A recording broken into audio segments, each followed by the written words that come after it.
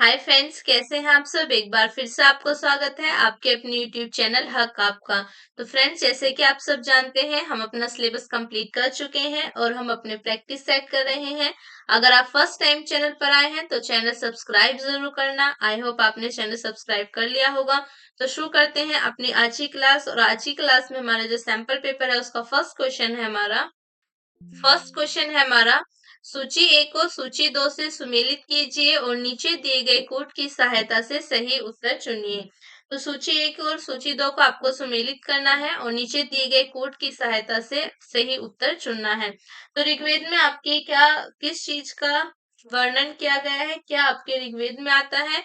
तो ऋग्वेद में आपके स्तोत्र एवं प्रार्थनाएं आती हैं। क्या है ऋग्वेद में आपका? स्तोत्र और आपकी प्रार्थनाएं हैं। यजुर्वेद में इसमें आपका यजुर्वेद में क्या आता है? यजुर्वेद में आपके स्तोत्र एवं कर्म कांड वर्णित है। यजुर्वेद में स्तोत्र और कर्म कांड वर्णित है। सामवेद में आपकी क्या आता है? सामवेद में आपके पद के रूप में आते हैं। तो ये आपका संगीत में स्तोत्र है। और आपका अर्थवेद जो है, यहाँ पर तंत्र मंत्र एवं वशीकरण का वर्णन है। तो करेक्ट आंसर क्या हो जाएगा? यहाँ पर आपका करेक्ट आंसर हो जाएगा option A. Option A correct answer हो जाएगा। ऋग्वेद में आपके स्तोत्र और प्रार्थनाएं आती हैं। इसमें कुल आपकी 1028 सूक्त हैं। 1028 सूक्त हैं और ये आपकी ऋचाएं हैं इसके अंदर, या इन्हें मंत्र कहते हैं। 10,552 ऋचाएं या मंत्र इसके अंदर है, या इन्हें श्लोक भी कहते हैं।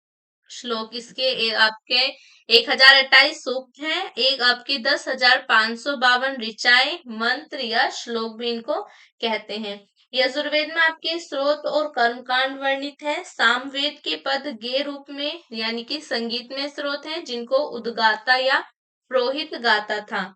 अर्थवेद में आपका अर्थवेद जो है, इसमें आपके तंत्र मंत्र का वशीकरण है। इसमें आपके अर्थवेद में कुल 20 अध्याय हैं। 20 अध्याय और आपके 730 सूक्त हैं। 730 सूक्त, 20 अध्याय और 730 सूक्त में तंत्र मंत्र एवं वशीकरण के संदर्भ में साक्ष्य हैं। तो करेक्ट आंसर हो जाएगा ऑप्शन ए। नेक्स्ट क्वेश्चन देखते हैं। नेक्स्ट है हमारा, सूची एक को सूची दो से सुमेलित कीजिए और नीचे दिए गए कोड की सहायता से सही उत्तर चुनिए। तो सूची एक में आपके अनुच्छेद दे रखे हैं, दूसरी सूची में प्रावधान दे रखे हैं। तो आपको बताना है कि कौन से अनुच्छेद में आपका क्या प्रावधान आता है। तो अनुच्छेद 14 जो है, उसके अंदर क्या आता है आपका? तो अनुच्छेद 14 के अंदर है आपका समानता का अधिकार। समानता का अधिकार अनुच्छेद 14 के अंदर है। अनुच्छेद 36 के अंदर क्या है आपके? अनुच्छेद 36 से 51 तक है आपके नीति निदेशक तत्व। अनुच्छेद 36 से 51 तक आपके नीति निदेशक तत्व आते हैं। अनुच्छेद 74 में आपके मंत्री परिषद है।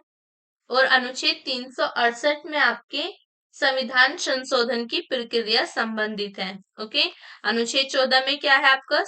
समानता का अधिकार है। अनुच्छेद 36 से 51 तक आपके नीति निदेशक तत्व है। अनुच्छेद 74 में मंत्री परिषद है। और अनुच्छेद 368 में आपके संशोधन की प्रक्रिया से संबंधित है। तो करेक्ट आंसर क्या हो जाएगा यहाँ पर? आपका ऑप्शन डी करेक्ट आंसर हो जाएगा। नेक्स्ट क्वेश्चन देखते हैं।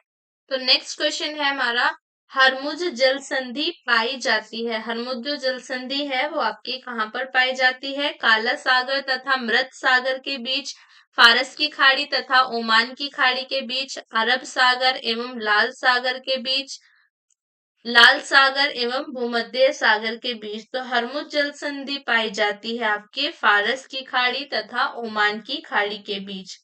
हरमुज जल संधि कहाँ पर पाई जाती है? हरमुज जल संधि फारस की खाड़ी तथा ओमान की खाड़ी के मध्य अवस्थित है। तो करेक्ट आंसर हो जाएगा ऑप्शन बी। नेक्स्ट क्वेश्चन देखते हैं। नेक्स्ट क्वेश्चन क्या है हमारा, सूची ए को सूची दो से सुमेलित कीजिए तथा नीचे दी गए कोड से सही उत्तर का चयन कीजिए। तो जो आपका स्टेथोस्कोप है, सूची एक में आपके यंत्र दे रखे हैं, दूसरी सूची में उनके कार्य दिए गए हैं। तो आपको दोनों को सुमेलित करना है कि आपके किस यंत्र का क्या कार्य है। तो जो आपका स्टेथोस्कोप होता है, स्टेथोस्कोप का कार्य क्या होता है आपका? स्टेथोस्कोप की सहायता से हृदय की धड़कन सुनी जाती है। ओके, हृदय की ध्वनि सुनने के लिए स्टेथोस्कोप का प्रयोग होता है। स्फिग्नोमैनोमीटर का यूज किस लिए होता है? स्फिग्नोमैनोमीटर का यूज होता है आपके ब्लड प्रेशर नापने के लिए, यानी कि रक्तचाप मापने के लिए।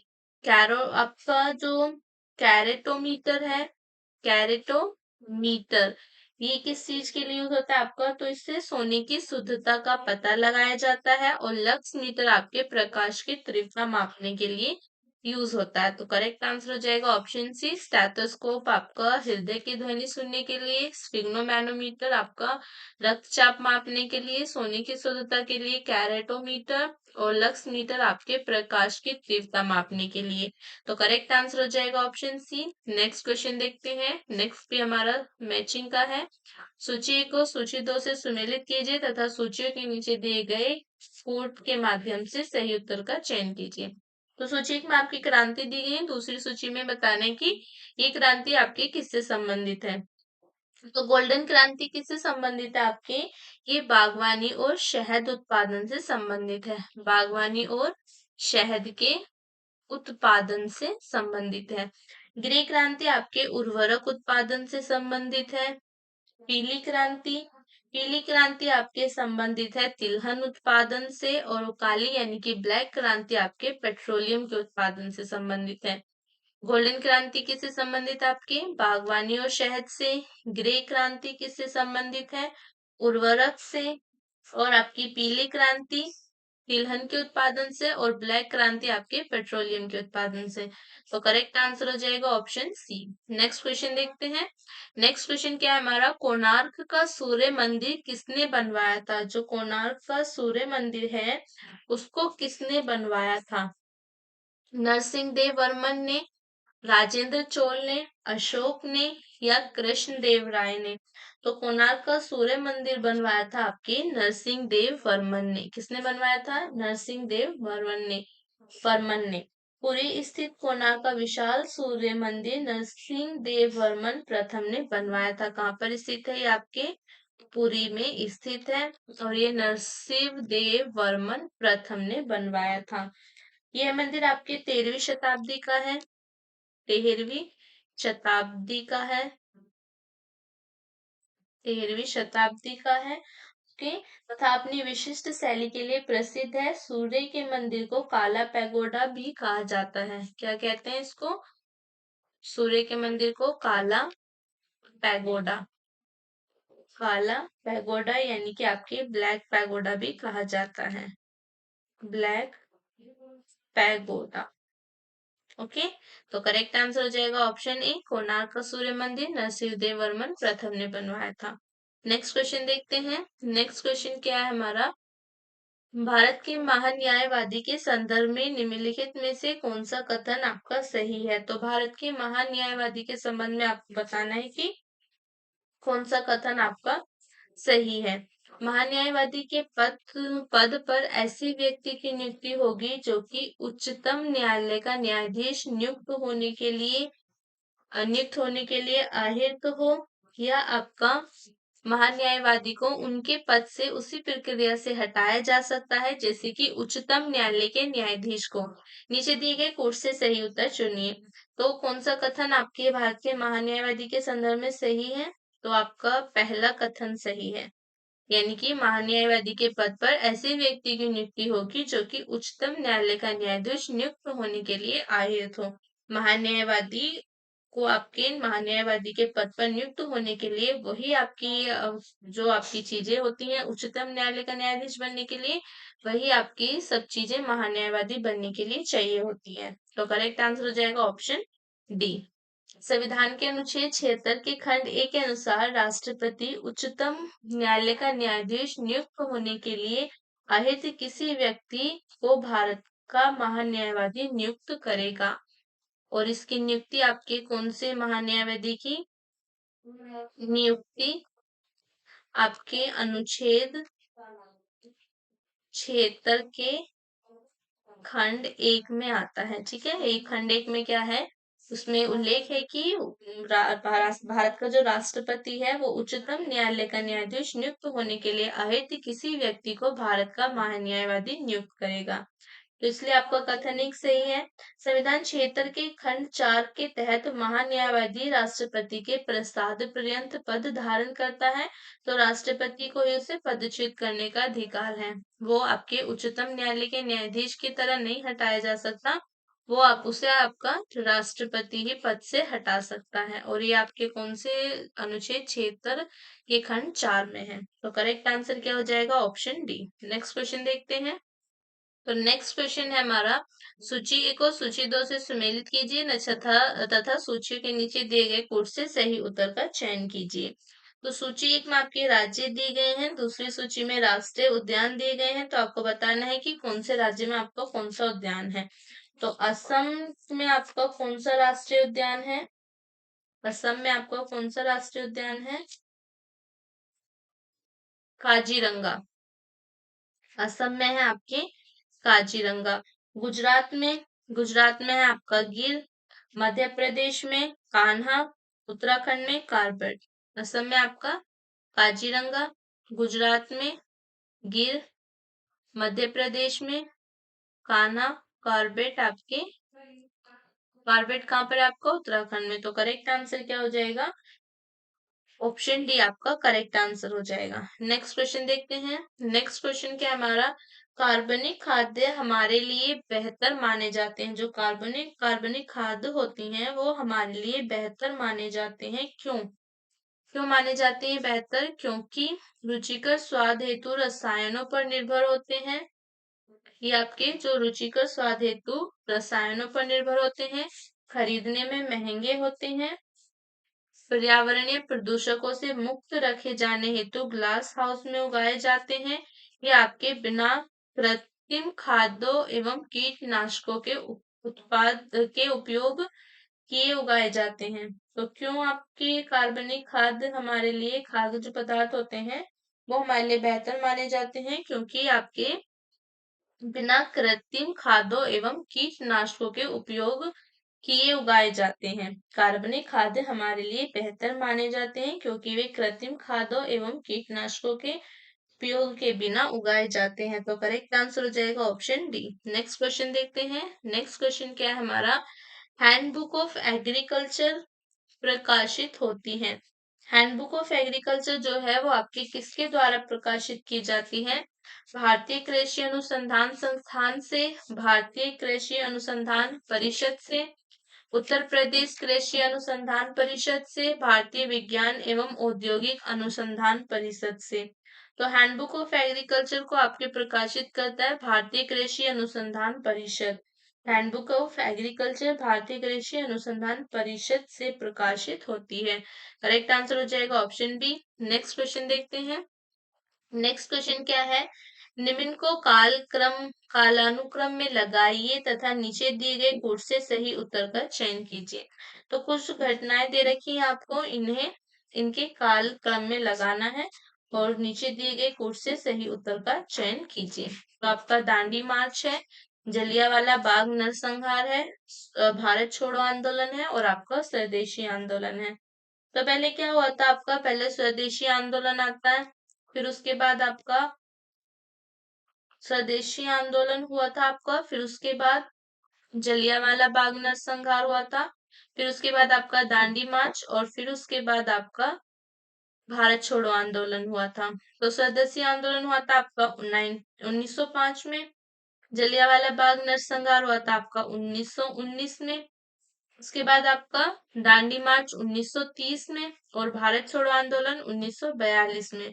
यहाँ पर आपका करेक्ट आंसर क्या हो जाएगा? ऑप्शन बी करेक्ट आंसर हो जाएगा। नेक्स्ट क्वेश्चन देखते हैं।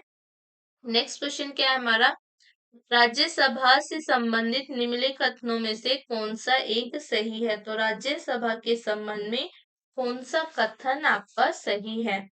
इस सभा जो आपकी राज्यसभा है इसका विघटन नहीं होता, इसके सदस्य राज्यों में प्रादेशिक निर्वाचन क्षेत्रों से प्रत्यक्ष निर्वाचन द्वारा चुने जाते हैं, राज्यसभा जो होती है आपके यथाशीघ्र अपने किसी सदस्य को अपना सभापति चुनती है, भारत के महान्यायवादी को राज्यसभा में बोलने का अधिकार नहीं है। तो कौन सा कथन एक सही है? वो है आपका ऑप्शन ए, यानी कि राज्यसभा का विघटन नहीं होता है। राज्यसभा जो है ये आपका एक स्थायी सदन है। राज्यसभा कैसा सदन है? स्थायी सदन है। राज्यसभा एक स्थायी सदन है, इसका विघटन नहीं होता। इसके सदस्यों का कार्यकाल कितना होता है? इसके सदस्यों का इसके सदस्यों का कार्यकाल होता है आपके 6 वर्ष का। तथा यथासंभव 1/3 सदस्यों का अप्रत्यक्ष निर्वाचन हो आपके प्रत्येक 2 वर्षों पर होता है। साथ ही उपराष्ट्रपति राज्यसभा का पदेन सभापति होता है। इसका पदेन सभापति कौन होता है? पदेन सभापति होता है आपका उपराष्ट्रपति। ओके, पदेन सभापति होता है उपराष्ट्रपति तथा महान्यायवादी को संसद के दोनों सदनों में बोलने का अधिकार है। भारत के महान्यायवादी जो होते हैं उनको दोनों सदनों में बोलने का अधिकार है। ठीक है, तो करेक्ट आंसर हो जाएगा ऑप्शन ए। करेक्ट आंसर आपका ये करेक्ट जो कथन था राज्यसभा के बारे में वो यही था कि राज्यसभा का कभी विघटन नहीं होता है, ये एक स्थायी सदन है और इसके जो सदस्य होते हैं उनका कार्यकाल कितना होता है? तो 6 वर्षों का होता है। और इसका पदेन सभापति कौन होता है? उपराष्ट्रपति राज्यसभा का पदेन सभापति होता है। पदेन सभापति। ओके, नेक्स्ट क्वेश्चन देखते हैं। नेक्स्ट क्वेश्चन क्या है हमारा? सूची 1 को सूची 2 से सुमेलित कीजिए तथा नीचे दिए गए कोड से सही उत्तर का चयन कीजिए। तो सूची 1 में आपके बाघ रिजर्व दे रखे हैं, दूसरी सूची में राज्य दे रखे हैं। तो आपको बताना है कि कौन सा बाघ रिजर्व आपके कौन से राज्य में स्थित है। तो बांदीपुर कहाँ पर है आपका? बांदीपुर है आपका कर्नाटक में। कहाँ पर है बांदीपुर? तो बांदीपुर बाघ रिजर्व जो है वो है आपके कर्नाटक में। और उसके बाद आपका मानस मानस बाघ रिजर्व कहाँ पर है? मानस है आपका असम में। नामदफा बाघ रिजर्व अरुणाचल प्रदेश में है। और सिमलीपाल बाघ रिजर्व कहाँ पर है? ये आपके ओडिशा में स्थित है। बांदीपुर कहाँ पर है आपके? बांदीपुर बाघ रिजर्व कर्नाटक में है। मानस बाघ रिजर्व है आपका असम में। नामदफा अरुणाचल प्रदेश में और सिमलीपाल है आपका ओडिशा में। तो यहाँ पर आपका करेक्ट आंसर क्या हो जाएगा? ऑप्शन ए करेक्ट आंसर हो जाएगा। नेक्स्ट क्वेश्चन देखते हैं। नेक्स्ट क्वेश्चन क्या है हमारा? निम्नलिखित युग्मों में से कौन सा एक सही सुमेलित नहीं है? तो आपके कौन सा इनमें से एक सही सुमेलित नहीं है? एक तरफ आपको मात्रा दी गई है, दूसरी तरफ उनके मात्रक दे रखे हैं। तो बताना है आपको कौन सा सही सुमेलित नहीं है। लेंस की क्षमता आपके डायोप्टर से मापी जाती है। दबाव या दाब आपके पास्कल से। रेडिएटिव पदार्थ की सक्रियता क्यूरी से। और ऊष्मा आपके जूल से। तो यहाँ पर जो आपका सही सुमेलित नहीं है वो है आपका ऑप्शन सी, रेडिएटिव पदार्थ की सक्रियता आपकी जूल से। जूल इसका एसआई मात्रक नहीं है।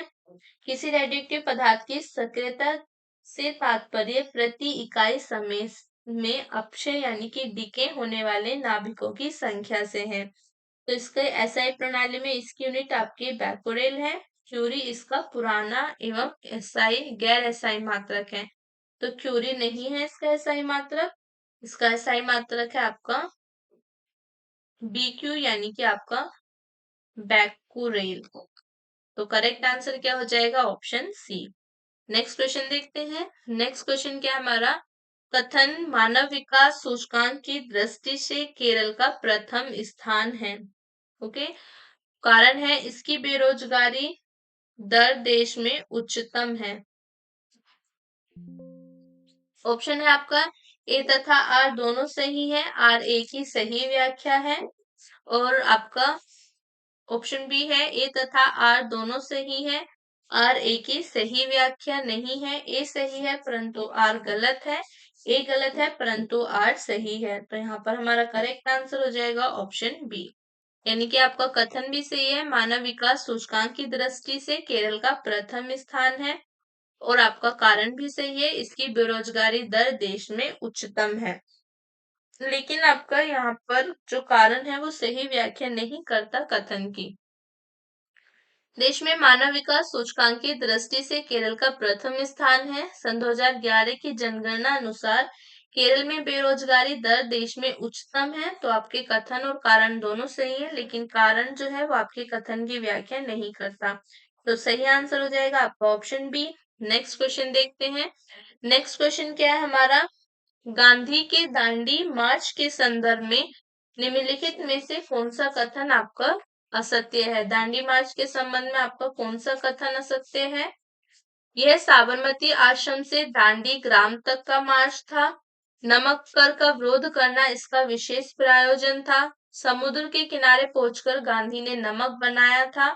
यह पूरी तरह से पैदल मार्च था। तो इसके संबंध में, दांडी मार्च के संबंध में जो आपका गलत कथन है वो है आपका समुद्र के किनारे पहुंचकर गांधी ने नमक बनाया था। ये कथन आपका सही नहीं है। गांधी जी ने दांडी में समुद्र तट पर नमक कानून का उल्लंघन करके सविनय अवज्ञा आंदोलन का शुभारंभ करने का निश्चय किया था। वहां पर दांडी में आपके, जब दांडी में समुद्र तट पर पहुंचकर कानून का उल्लंघन करने के बाद आपके सविनय अवज्ञा आंदोलन करने का निश्चय किया था। 12 मार्च 1930 को गांधी जी ने दांडी मार्च शुरू किया था। दांडी मार्च शुरू कब हुआ था? तो ये आपके 12 मार्च 1930 को, 12 मार्च 1930 को शुरू हुआ था। गांधी जी ने आपके साबरमती आश्रम अहमदाबाद से और आपके दांडी मार्च में गांधी के 80 सहयोगियों की सूची दी है।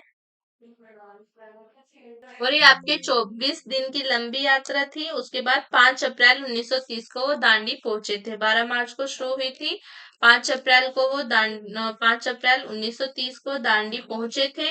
और 6 अप्रैल 1930 को इन्होंने एक मुट्ठी नमक हाथ में लेकर सविनय अवज्ञा आंदोलन का श्री गणेश किया था।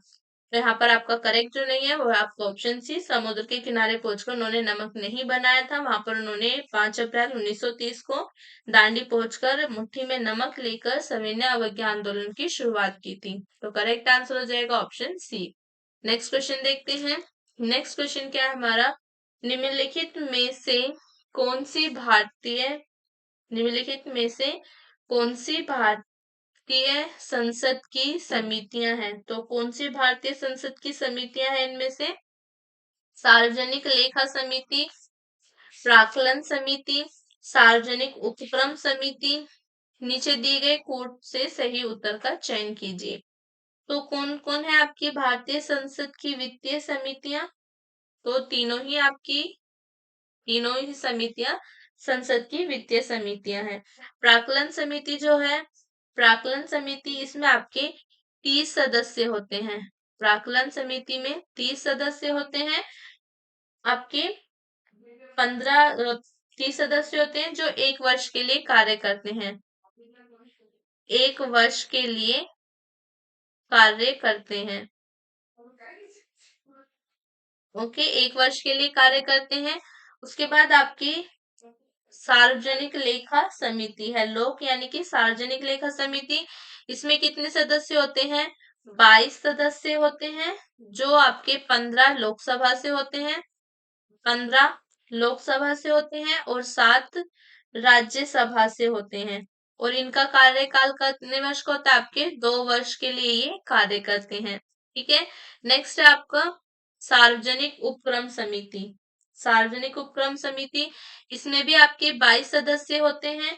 15 आपके लोकसभा से आते हैं, 15 लोकसभा से और 7 राज्यसभा से। 15 लोकसभा से, 7 राज्यसभा से, जो आपके 1 वर्ष के लिए कार्य करते हैं। 1 वर्ष के लिए कार्य करते हैं। ओके, तो यहाँ पर आपका करेक्ट आंसर हो जाएगा ऑप्शन डी, तीनों ही वित्तीय समितियां हैं। प्राक्कलन समिति में 30 सदस्य होते हैं जो आपके 1 वर्ष के लिए कार्य करते हैं। और उसके बाद आपकी सार्वजनिक लेखा समिति है, इसमें 22 सदस्य होते हैं, 15 लोकसभा से, 7 राज्यसभा से, ये 2 वर्षों के लिए कार्य करते हैं।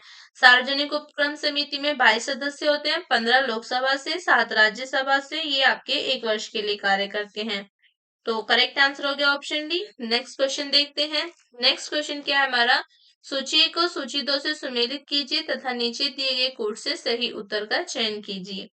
तो सूची 1 में आपके वन के प्रकार दे रखे हैं, दूसरी सूची में आपके प्रदेश दे रखे हैं। तो आपको बताना है कि किस प्रकार के वन आपके कौन से प्रदेश में पाए जाते हैं। तो उष्ण कटिबंधीय आर्द्र पर्णपाती वन जो है, ये आपके कहाँ पर पाए जाते हैं?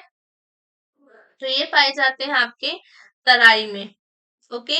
उष्ण कटिबंधीय शुष्क पर्णपाती वन ये कहाँ पर पाए जाते हैं? ये आपके मध्य गंगा मैदान में पाए जाते हैं। अल्पाइन कहाँ पर पाए जाते हैं? अल्पाइन आपके अरुणाचल प्रदेश में पाए जाते हैं। और उष्ण कटिबंधीय सदाबहार वन पाए जाते हैं आपके सिंहाद्री में। ठीक है, तो करेक्ट आंसर क्या हो जाएगा? ऑप्शन ए आपका करेक्ट आंसर हो जाएगा। उष्ण कटिबंधीय आर्द्र पर्णपाती वन जो है आपके उष्ण कटिबंधीय उष्ण कटिबंधीय आर्द्र पर्णपाती वन, आर्द्र पर्णपाती वन। ओके, इन्हें क्या कहते हैं? इन्हें मानसूनी वन भी कहते हैं। क्या कहते हैं इनको? मानसूनी वन भी कहते हैं इन्हें।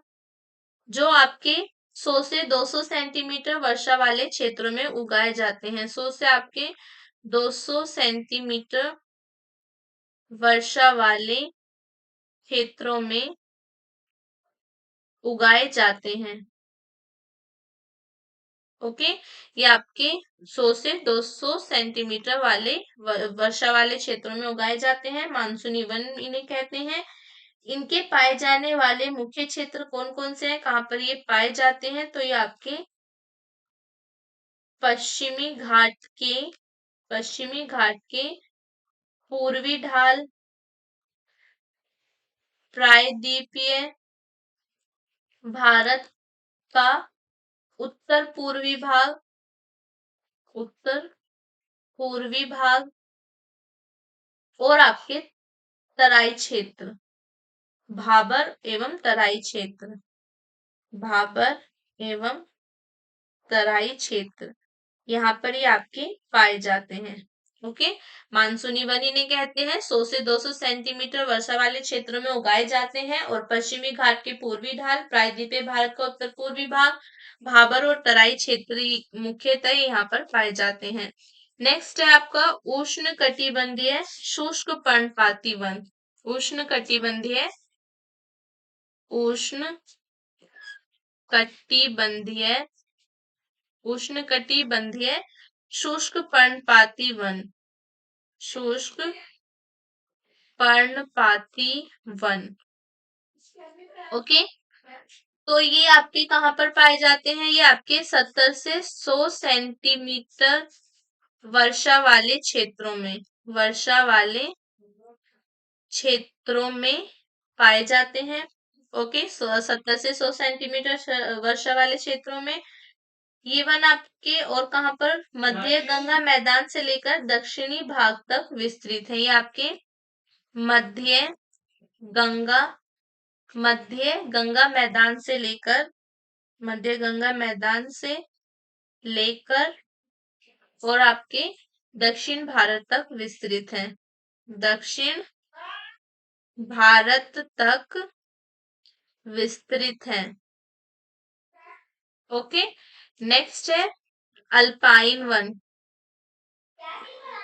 अल्पाइन वन, अल्पाइन वन जो होते हैं ये आपके अल्पाइन वन आपके ये ऊंचाई हिमालय के ऊंचाई वाले भागों में लगभग 3000 से 4900 मीटर पर आपके पाए जाते हैं।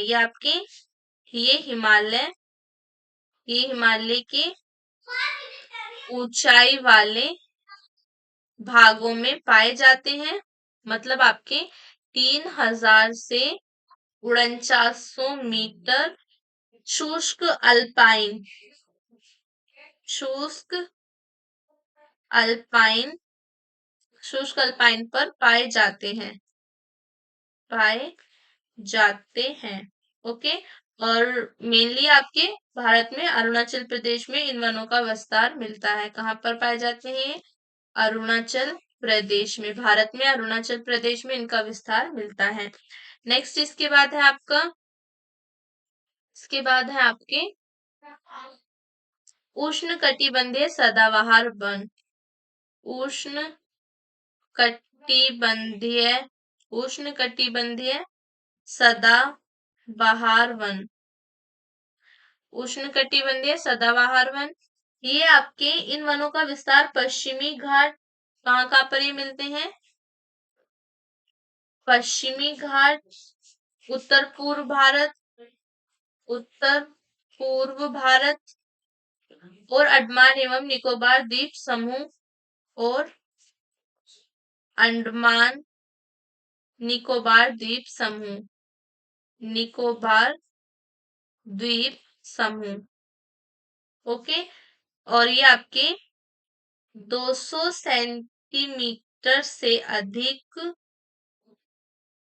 औसत वार्षिक वर्षा वाले क्षेत्रों में, वार्षिक वर्षा वाले क्षेत्रों में पाए जाते हैं। ओके, कहाँ पर पाए जाते हैं? आपके 200 सेंटीमीटर से अधिक वर्षा वाले क्षेत्रों में पाए जाते हैं। तो यहाँ पर हमारा करेक्ट आंसर हो गया था ऑप्शन ए। बाकी आपके सब मैंने लिखा दिए। नेक्स्ट क्वेश्चन देखते हैं। नेक्स्ट क्वेश्चन है हमारा, सूची 1 को सूची 2 से सुमेलित कीजिए तथा सूचियों के नीचे दिए गए कोड से सही उत्तर का चयन कीजिए। तो सूची 1 में आपके विटामिन दे रखे हैं, दूसरी सूची में रोग दे रखे हैं। तो आपको बताना है कि कौन से विटामिन की कमी से आपके क्या रोग होता है। तो विटामिन ए की कमी से कौन सा रोग होता है?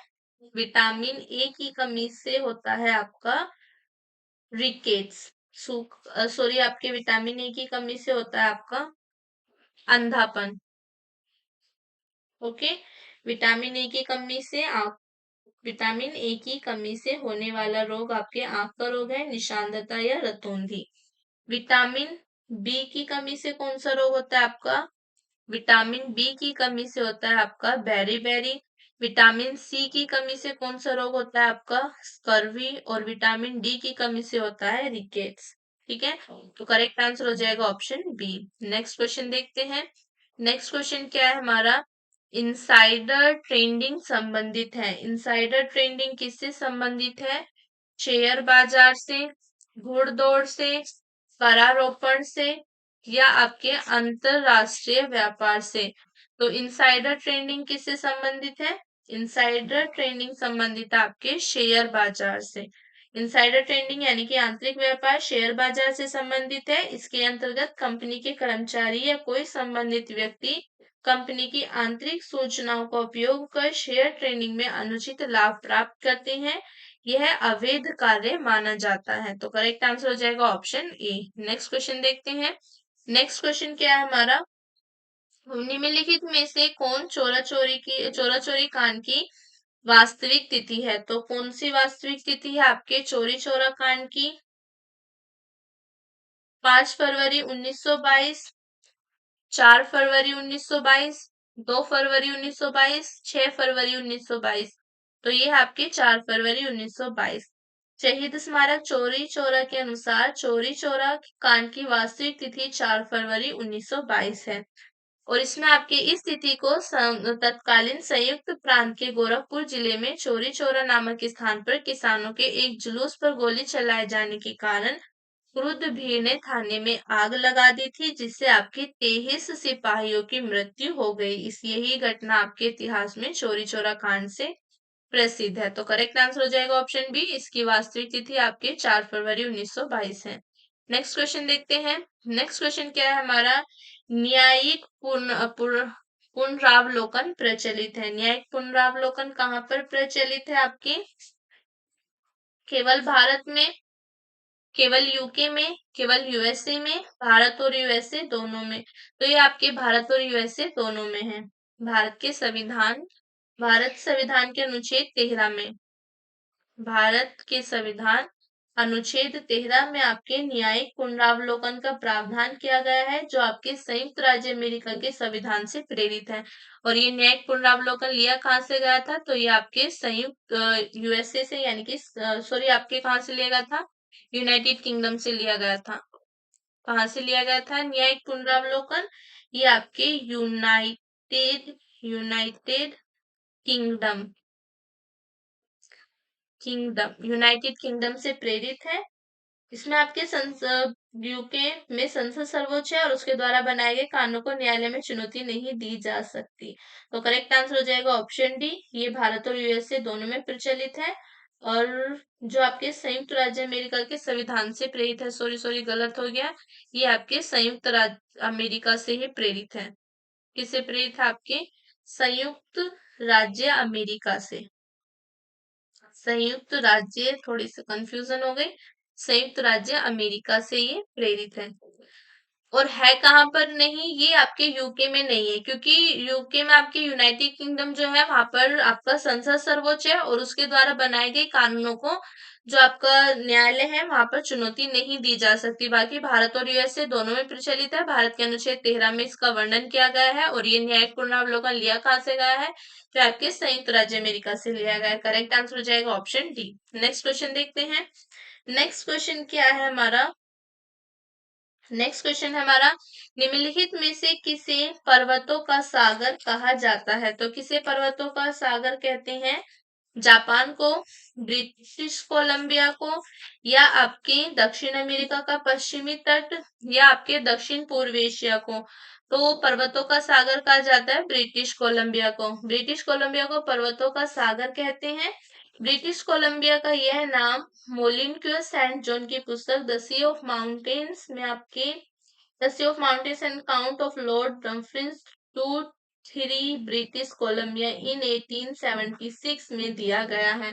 तो करेक्ट आंसर हो जाएगा ऑप्शन बी, पर्वतों का सागर ब्रिटिश कोलंबिया को कहते हैं। नेक्स्ट क्वेश्चन देखते हैं। नेक्स्ट क्वेश्चन क्या है हमारा? सूची 1 और सूची 2 का मिलान कीजिए और सूचियों के नीचे दिए गए कूट से सही उत्तर का चयन कीजिए। तो सूची 1 में आपके विटामिन दे रखे हैं, दूसरी सूची में उनके रासायनिक नाम दिए गए हैं, तो इनको मैच करना है आपके। विटामिन बी 1 का रासायनिक नाम क्या है? विटामिन बी 1 को क्या कहते हैं? थायमीन। ओके, विटामिन बी 1 को कहते हैं थायमीन। बी 2 को क्या कहते हैं? विटामिन बी 2 को कहते हैं राइबोफ्लेविन। विटामिन बी 4 को क्या कहते हैं? विटामिन बी 4 तो है नहीं आपका, बी 6, ये आपका बी 6 है। विटामिन बी 6 को कहते हैं पायरिडोक्सिन और विटामिन बी 12 को कहा जाता है आपका साइनोकोबलामिन। तो करेक्ट आंसर क्या हो जाएगा यहाँ पर? ऑप्शन बी आपका करेक्ट आंसर हो जाएगा। नेक्स्ट क्वेश्चन देखते हैं। नेक्स्ट क्वेश्चन क्या है हमारा? विश्वसनीय प्रतिभूतियों से क्या तात्पर्य है? विश्वसनीय प्रतिभूतियों से क्या तात्पर्य है आपका? ऐसे शेयर जिनकी सरकार ने गारंटी दी हो, ऐसे शेयर जो स्टॉक एक्सचेंज में सूचीबद्ध हो, ऐसे शेयर जिन पर लगातार ऊंची दर का लाभ हो, या उक्त में से कोई नहीं। तो विश्वसनीय प्रतिभूतियों से तात्पर्य है, विश्वसनीय प्रतिभूतियों से तात्पर्य आपका ऐसे शेयर जिन पर लगातार ऊंची दर का लाभ हो। विश्वसनीय प्रतिभूति यानी कि आपकी ब्लू चिप शेयर से तात्पर्य ऐसी कंपनियों के शेयर से है जिनकी विस्तृत उत्पाद श्रृंखला हो, उच्च प्रबंधन हो तथा जिनसे हमेशा ऊंची आय और लाभांश प्राप्त होता रहे। तो करेक्ट आंसर हो जाएगा ऑप्शन सी। नेक्स्ट क्वेश्चन देखते हैं। नेक्स्ट क्वेश्चन क्या है हमारा? सर टॉमस मुनरो भू राजस्व बंदोबस्त से संबंधित है। तो किससे संबंधित है? आपके स्थायी बंदोबस्त से, या आपके महलवाड़ी बंदोबस्त से, या आपके रैयतवाड़ी से, या उपयुक्त में से किसी से भी नहीं। तो ये आपके संबंधित है रैयतवाड़ी से। ओके, तो करेक्ट आंसर हो जाएगा आपका ऑप्शन सी, इन्होंने ही शुरू की थी आपकी रैयतवाड़ी। अच्छा, स्थायी बंदोबस्त से कौन संबंधित है? स्थायी बंदोबस्त से संबंधित आपके लॉर्ड कॉर्नवालिस। लॉर्ड कॉर्नवालिस, और इसकी शुरुआत कब की थी इन्होंने? 1793 में शुरुआत की थी। तो करेक्ट आंसर क्या हो जाएगा? ऑप्शन सी करेक्ट आंसर हो जाएगा। नेक्स्ट क्वेश्चन देखते हैं। नेक्स्ट क्वेश्चन क्या है हमारा? भारत के नीचे दिए गए न्यायालयों में से किसे या किन्हें अभिलेख न्यायालय माना जाता है? तो किसे अभिलेख न्यायालय मानते हैं? केवल उच्च न्यायालय को, केवल उच्चतम न्यायालय को, उच्च न्यायालय एवं उच्चतम न्यायालय दोनों को, या जनपद न्यायालय को? तो आपके उच्च और उच्चतम न्यायालय दोनों को ही अभिलेख न्यायालय माना जाता है। भारतीय संविधान के अनुच्छेद 129 के तहत उच्चतम न्यायालय को तथा अनुच्छेद 215 के तहत उच्च न्यायालय को अभिलेख न्यायालय यानी कि कोर्ट ऑफ रिकॉर्ड्स का दर्जा प्राप्त है। उच्च न्यायालय को, जो भारत का उच्च न्यायालय है वो आपके अनुच्छेद 215 के तहत, और उच्चतम न्यायालय को अनुच्छेद 129 के तहत आपके कोर्ट ऑफ रिकॉर्ड्स यानी कि आपका अभिलेख न्यायालय माना जाता है। करेक्ट आंसर हो जाएगा ऑप्शन सी। नेक्स्ट क्वेश्चन देखते हैं। नेक्स्ट क्वेश्चन क्या है हमारा, सूची 1 को सूची 2 से सुमेलित कीजिए तथा सूचियों के नीचे दिए गए कूट से सही उत्तर का चयन कीजिए। तो सूची 1 में आपके घास के मैदान दिए गए हैं, दूसरी सूची में देश दिए गए हैं, तो आपको बताना है कि कौन से घास के मैदान आपके कहाँ पर पाए जाते हैं।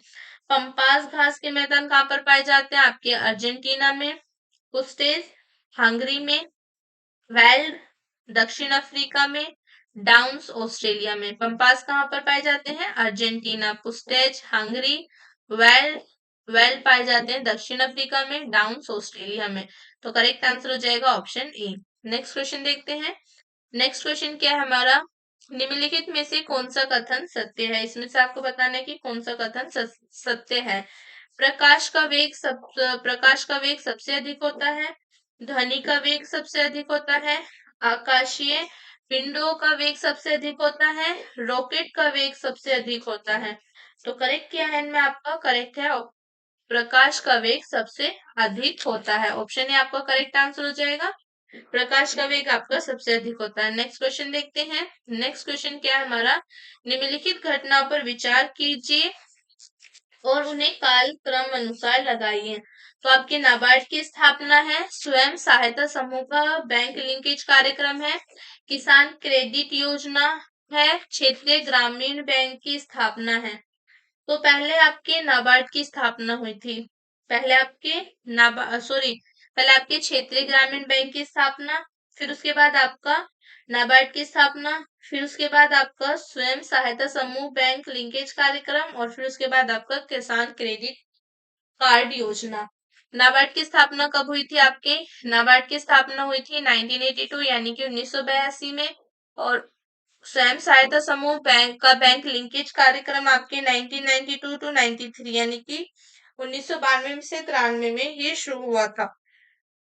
किसान क्रेडिट कार्ड योजना आपकी 1998 यानी कि 1998 में शुरू हुई थी। क्षेत्रीय ग्रामीण बैंक की स्थापना कब हुई थी आपकी 1975 यानी कि 1975 में।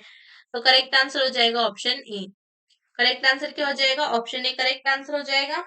तो यहाँ पर हमारी आज की क्लास खत्म होती है। आई होप आपको क्लास अच्छी लगी होगी। काफी इंपॉर्टेंट क्वेश्चंस आज हमने करे। तो मिलते हैं नेक्स्ट क्लास में नई प्रैक्टिस सेट के साथ और बहुत सारे इंपॉर्टेंट क्वेश्चन के साथ। तब तक के लिए बाय बाय।